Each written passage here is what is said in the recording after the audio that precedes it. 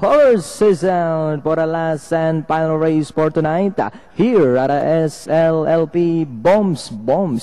Pass to begin. Down on the inside, Terminator. Premier Rack is racing in third. Then in fourth, Sakura IJ moving up on the outside. Alam mo na yan. Apex comes next. Green Money Risk Taker.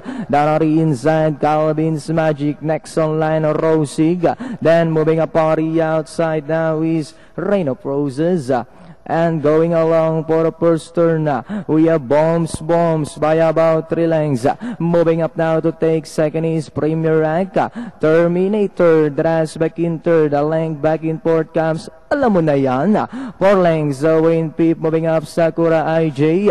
Then moving up, Calvin's Magic in the middle.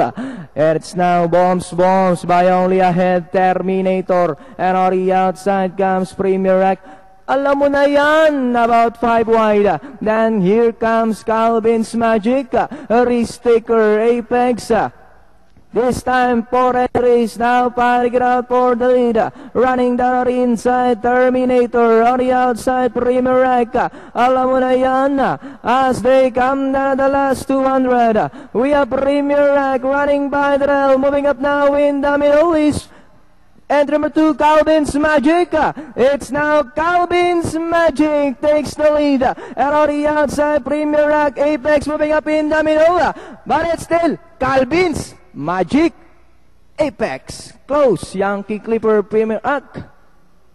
Then comes Risk Taker, Terminator.